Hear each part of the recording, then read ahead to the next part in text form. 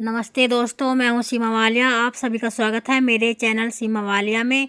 तो कैसे हो दोस्तों? आई होप आप सब अच्छे होंगे। तो चलिए दोस्तों, आज इस वीडियो में हम जानेंगे नवरात्रि, चैत्र नवरात्रि से संबंधित बहुत सारी महत्वपूर्ण बातें, जैसे कि चैत्र नवरात्रि में हमें किन किन बातों का ध्यान रखना है, कौन से ऐसे कार्य हैं जो हमें भूल कर भी नहीं करने हैं दोस्तों, और अष्टमी और नवमी तिथि कब कब है, कलश स्थापना का शुभ मुहूर्त क्या है, नवरात्रि कब से प्रारंभ हो रहे हैं, कब समाप्त हो रहे हैं, और कलश स्थापना का शुभ मुहूर्त क्या है, प्रतिपदा तिथि कब से शुरू हो रही है, कब समाप्त हो रही है, सभी महत्वपूर्ण बातें मैं आप सभी को इस वीडियो में बताऊंगी दोस्तों। ठीक है जी। तो दोस्तों, वीडियो को शुरू करते हैं। तो आपको बता दूं दोस्तों, इस बार जो नवरात्रि है पूरे 9 दिनों की है, एक भी घटा हुआ नवरात्र नहीं है, पूरे 9 दिनों की नवरात्रि है। और नवरात्रि जो है 19 मार्च से शुरू हो जाएंगे और 27 मार्च दिन शुक्रवार को नौमी तिथि के साथ समाप्त होते हैं, जिस दिन हम कन्या पूजन करते हैं। ठीक है जी। तो नवरात्रि हमारे 9 दिन की है इस बार। और जो भी भाई बहन व्रत रखना चाहते हैं पहली बार, वे अपना व्रत उठा सकते हैं, कोई दिक्कत नहीं है।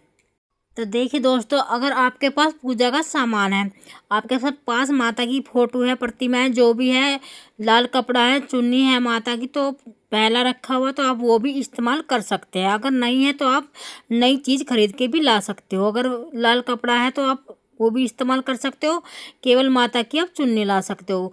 पुस्तक ले आइए कथा पढ़ने के लिए माता जी की। ठीक है जी। और जो भाई बहन व्रत नहीं कर सकते, वे भी विधि विधान से अगर पूजा करते हैं तो उन्हें भी संपूर्ण नवरात्रों का फल प्राप्त होता है।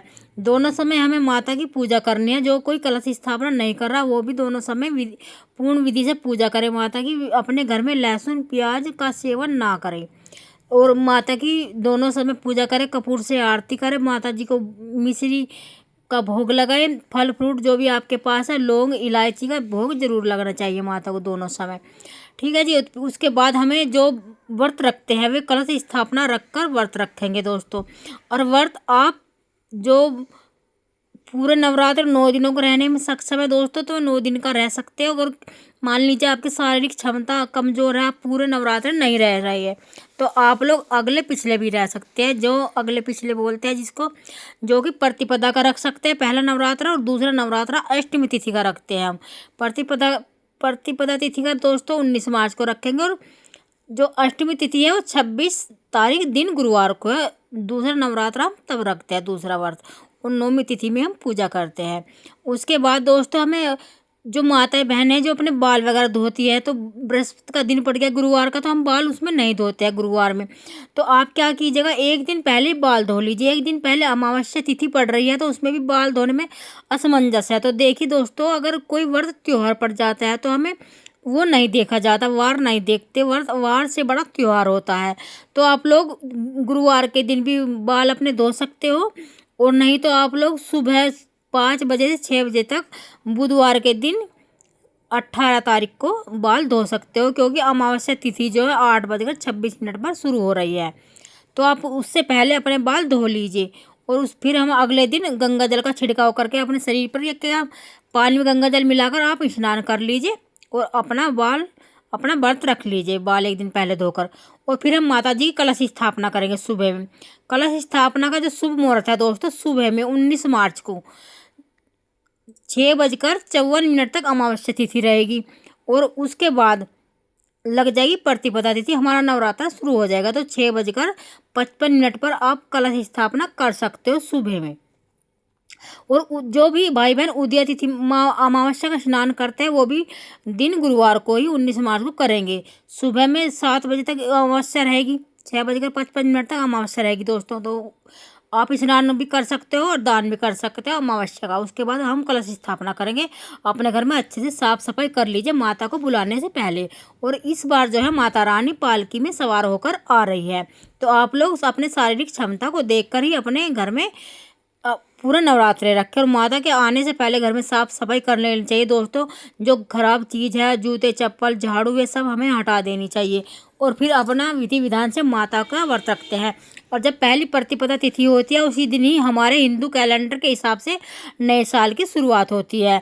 अंग्रेजी महीने के हिसाब से जनवरी में नया साल शुरू हो जाता है, और हिंदू कैलेंडर के हिसाब से पहले नवरात्रि के दिन ही हम माता के उस दिन नया साल शुरू होता है।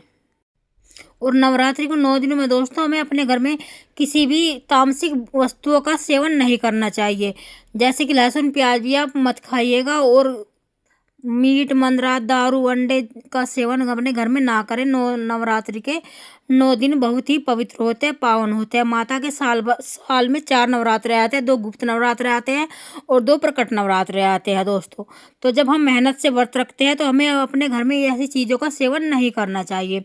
जो माता जी के नवरात्रे शारदीय नवरात्रे होते हैं दोस्तों, थोड़ा हल्के पड़ते हैं, वे सर्दी के मौसम में आते हैं। और ये जो नवरात्रे होते हैं चैत्र महीने में, ये गर्मी के मौसम में आते हैं, तो इतनी भी गर्मी नहीं रहती। तो आप लोग जो इच्छुक है पूरा रखने के, तो आप पूरा रख लीजिए, नहीं तो आप अगले पिछले रख कर भी 2 दिन के माता को खुश कर सकते हैं विधि विधान से पूजा करके। और अष्टमी तिथि है दोस्तों, अब जान लेते हैं अष्टमी तिथि। 26 तारीख दिन गुरुवार को अष्टमी तिथि रहेगी, और 27 तारीख दिन शुक्रवार को नवमी तिथि रहेगी। और कलश स्थापना का जो शुभ मुहूर्त है सुबह में 19 मार्च दिन गुरुवार को 6:55 से कलश स्थापना का शुभ मुहूर्त शुरू हो जाएगा, और समाप्त हो रहा है 7:44 पर। सुबह का जो कलश स्थापना का मुहूर्त है वो समाप्त हो जाएगा। उसके बाद अभिजीत मुहूर्त है दोपहर में दोस्तों। दोपहर का जो अभिजीत मुहूर्त है 12:11 से लेकर 12:58 तक दोपहर का कलश स्थापना का शुभ मुहूर्त रहेगा। और प्रतिपदा तिथि शुरू हो रही है दोस्तों 19 मार्च दिन गुरुवार को सुबह में 6:55 से, और समाप्त हो रही है वो 20 मार्च दिन शुक्रवार को सुबह में 4:52 पर समाप्त हो जाएगी प्रतिपदा तिथि। तो आप लोग इसी उदय तिथि में अपना पूजा कीजिएगा, शुभ मुहूर्त में कलश स्थापना कीजिएगा दोस्तों। तो दोस्तों हमारी वीडियो यहीं तक की थी। वीडियो अच्छी लगती है तो वीडियो को लाइक कीजिएगा और मेरे चैनल को सब्सक्राइब कीजिएगा। फिर मिलती हूँ आपसे एक नई वीडियो में, तब तक के लिए नमस्ते दोस्तों।